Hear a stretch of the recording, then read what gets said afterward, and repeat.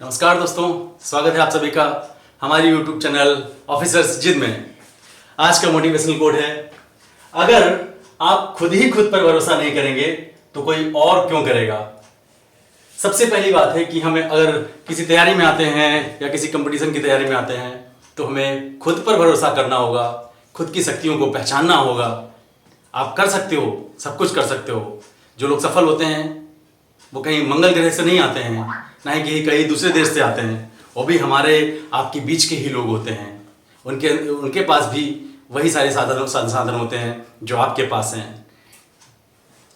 ठीक है, तो खुद पे भरोसा करना सीखिए। हाँ, थोड़ी सी मुश्किल, थोड़ी सी कठिनाइयाँ आ सकती हैं, लेकिन उन कठिनाइयों का भी अपने आप में ही अपना मजा है। किसी शायर ने कहा है कि चला जाता है हंसता खेलता मौजे हवादिस से, अगर आसानियाँ हो तो जिंदगानी दुश्वार हो जाए। सब कुछ अगर आसान रहे मित्रों तो वो भी किसी काम का नहीं है। अब ऐसे समझ लीजिए, मान लीजिए अगर परीक्षा ना हो, ठीक है, आप पढ़ते रहिए, एग्जाम ही ना हो, तो उस पढ़ाई का कोई मतलब ही नहीं बनता है। आप कुछ भी ना करिए, ऐसे ही आपको नौकरी दे दी जाए तो उस नौकरी का भी कोई मतलब नहीं बनता है। तो कहीं ना कहीं अगर कुछ कठिन है तो उस कठिन का भी अपना मजा है। तो थोड़ा सा मन लगा के, ध्यान देकर चीज़ों को करने की ज़रूरत है। बहुत ज़्यादा पढ़ने की ज़रूरत नहीं है। अगर आप 4 से 5 घंटे डेली कॉन्टिन्यूस पढ़ते हैं वो भी बहुत है आपके लिए, लेकिन ये 4 से 5 घंटे रेगुलर पढ़ने हैं। ये नहीं कि एक दिन तो आपने पढ़ लिया 10 घंटे और अगले दिन आपने 1 घंटे भी नहीं पढ़ाई करी। हमारे गुरुजी कहते थे कि जो हमारा रेगुलर कंटिन्यूअसली होता है चीज़ें, वही मायने रखता है सबसे ज़्यादा। क्यों? क्योंकि कोई चीज़ अगर बूंद बूंद है घड़े में, ठीक है, तभी वो घड़ा भरता है। लेकिन ऐसा नहीं, अगर एक बूंद आज डाली और एक बूंद 10 दिन बाद डाली तो पहली वाली बूंद क्या हो जाएगी? सूख जाएगी। इसलिए बूंद गिरे बूंद बूंद, लेकिन वो कॉन्टिन्यूअसली गिरनी चाहिए, ठीक है, लगातार गिरनी चाहिए। तो आज का हमारा टॉपिक है संविधान की अनुसूचियां। इसको हम आज डिस्कस करेंगे।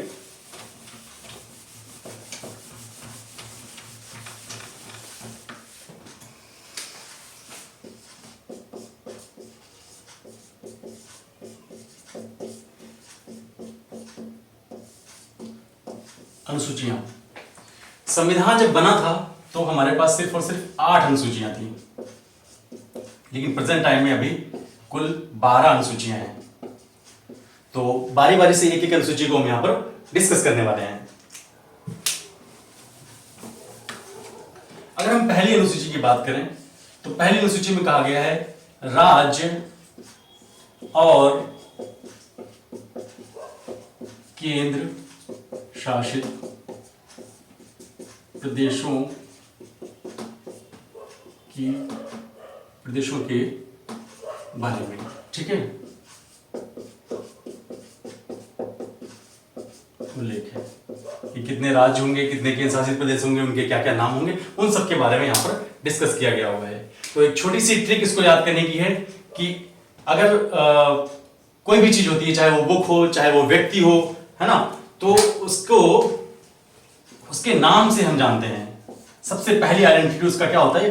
नाम होता है, सबसे पहली आइडेंटिटी। तो पहली मतलब पहली अनुसूची नाम से जान रहे हैं, तो राज्यों के नाम, राज्य और केंद्र शासित प्रदेशों के नाम, तो नाम से हम याद रखेंगे कि वो क्या है? पहली अनुसूची है। अब यहां पर हम डिस्कस करने वाले हैं दूसरी अनुसूची के बारे में, वेतन और भत्ते। दूसरी अनुसूची में हमारे वेतन और भत्तों के बारे में जानकारी दी गई है, ठीक है। तो इसको एक याद करने की ट्रिक है कि दूसरों के द्वारा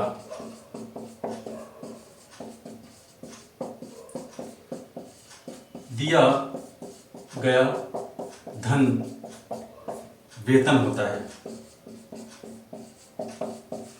मान लीजिए कहीं हम काम करते हैं किसी के पास, चाहे वो प्राइवेट काम हो या सरकारी काम हो, तो उस काम के एवज में हमें क्या मिलता है? धन मिलता है। तो वही हमारा क्या होता है? वेतन। मतलब दूसरों के द्वारा दिया गया धन ही वेतन है। तो दूसरे से हम आपको रिलेट कर पाएंगे कि दूसरी अनुसूची जो है वो क्या है?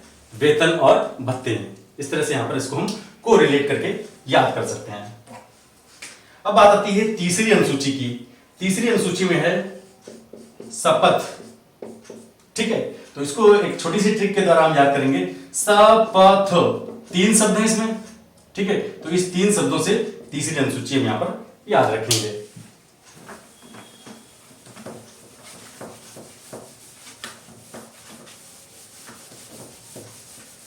अब बात आती है चौथी अनुसूची की। चौथी अनुसूची में है राज्य सभा में सीटों का बंटवारा या आवंटन।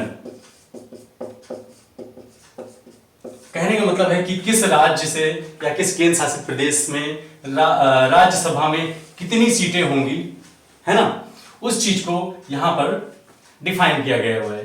तो इसको याद करने की एक छोटी सी ट्रिक ये है, देखिए सभा, है ना, अगर कहीं 4 लोग बैठ जाएं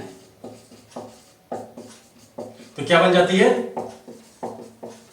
सभा बन जाती है ना। 4 लोग बैठ जाए तो सभा बन जाती है। तो इन 4 से हम चौथी अनुसूची याद रखेंगे और सभा से राज्यसभा याद रखेंगे। तो राज्यसभा में सीटों का बंटवारा किस अनुसूची में दिया गया है, चौथी अनुसूची में दिया। तो इसको हम कोरिलेट करके ऐसे याद कर सकते हैं। अगली अनुसूची हमारी है 5वीं अनुसूची, ठीक है। इसमें कहा गया है कि एससी और एसटी क्षेत्रों के प्रशासन और नियंत्रण के बारे में, जो अनुसूचित जाति और अनुसूचित जनजाति क्षेत्र हैं उनके प्रशासन और नियंत्रण के बारे में यहां पर बात कही गई है। तो इसको याद करने की ट्रिक है कि यस बनाते हैं एकदम 5 की तरह लगता है, ठीक है, एस का जो शेप है 5 की तरह लगता है। तो यहां पर हम एससी एसटी को 5 से कोरिलेट कर सकते हैं। तो मतलब 5वीं अनुसूची में एससी और एसटी के बारे में यहां पर कहा गया है। अब बात आती है छठी अनुसूची की। तो 5वीं और छठी लगभग मिलती जुलती है। देखते हैं क्या है छठी अनुसूची। छठी अनुसूची है कि अनुसूचित जनजाति क्षेत्र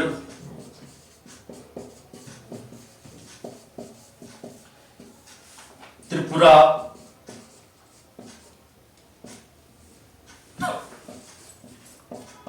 असम,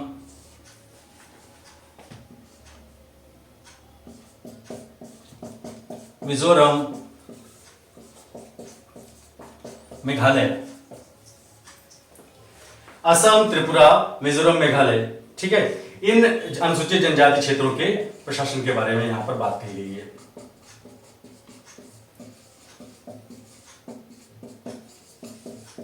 ठीक है, इसको ये कैसे कर सकते हैं, एटीएम में छक्का।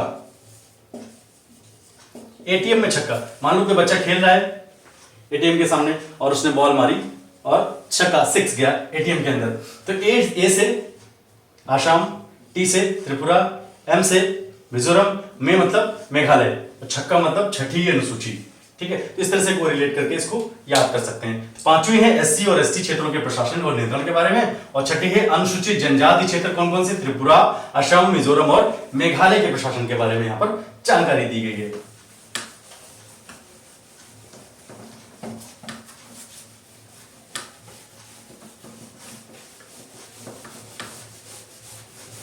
अब बात आती है 7वीं अनुसूची के बारे में। 7वीं अनुसूची कहती है केंद्र और राज्यों के मध्य संबंध।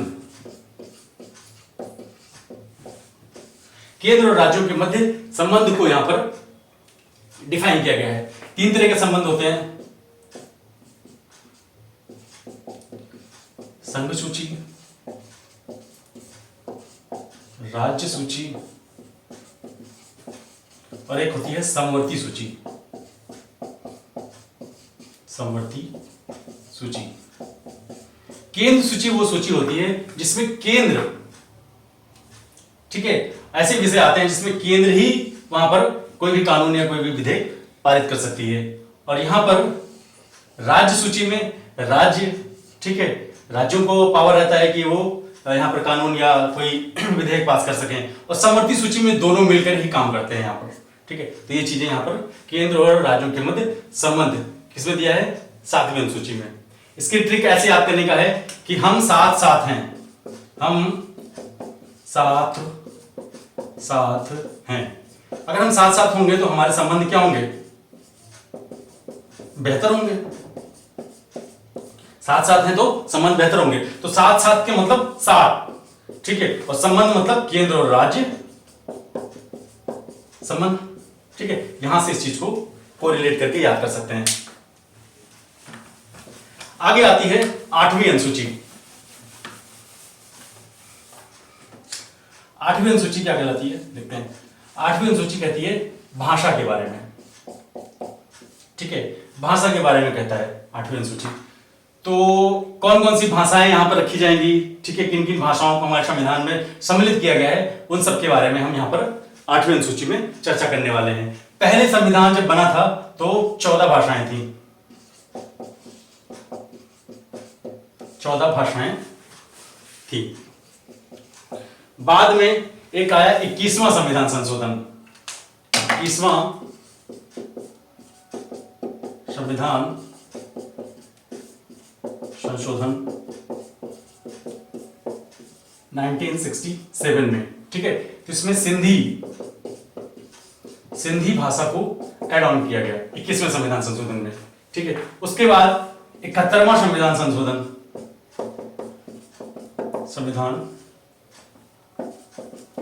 संशोधन आया 1992 में। इसमें मणिपुरी, कोंकणी और नेपाली, इन 3 भाषाओं को ऐड किया गया। थोड़ा सा याद करने वाली बातें हैं यहां पर। 21वां संविधान संशोधन 1967 सिंधी, ठीक है। 71वां संविधान संशोधन 1992 मणिपुरी, कोंकणी और नेपाली। फिर 92वां संविधान संशोधन 92nd संविधान संशोधन, यह हुआ 2003 में। मैथिली, संथाली, डोंगरी और बोडो, इन 4 भाषाओं को ऐड किया गया 92वें संविधान संशोधन में। तो ये कभी कभी क्वेश्चन पूछ लेता है कि 92वां संविधान संशोधन कब किया गया, 2003 में। या ऐसा क्वेश्चन आ सकता है कि 92वां संविधान संशोधन में निम्नलिखित में से कौन सी भाषा ऐड करी गई। तो 4 में से कोई एक दे देगा, मैथिली दे देगा, संथाली दे देगा, डोगरी दे देगा या बोडो दे देगा, उसमें से एक पूछ लेगा। तो आपको यहां से याद रखना है 92वां संशोधन। आज की डेट में कुल 22 भाषाएं हमारे संविधान, ठीक है, मान्यता देती है 22 भाषाओं को।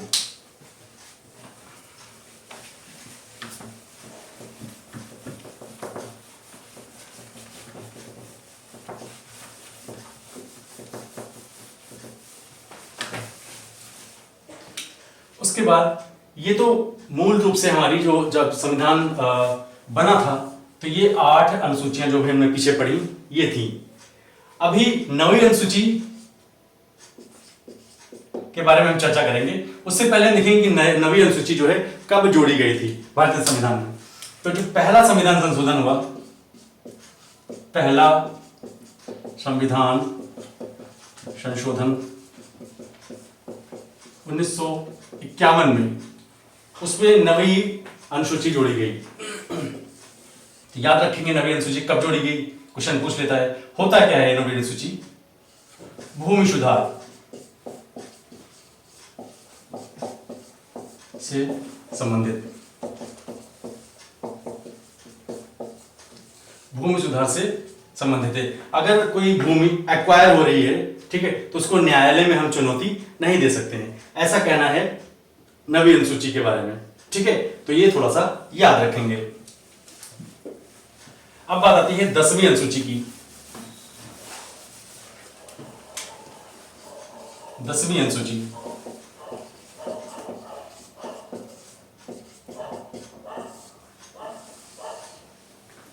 10वीं अनुसूची कब जोड़ी गई? 52वां संविधान संशोधन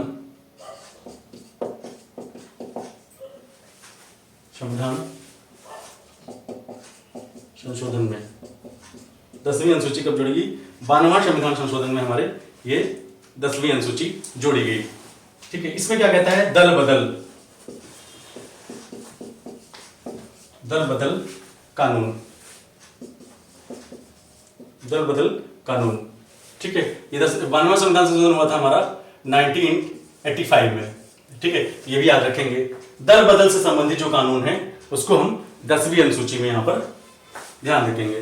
तो एक ट्रिक है, दा से दल, दा से दस। ठीक, तो दा से दल, दल बदल मतलब 10वीं अनुसूची। यहां से इसको कोरिलेट करके याद रखेंगे।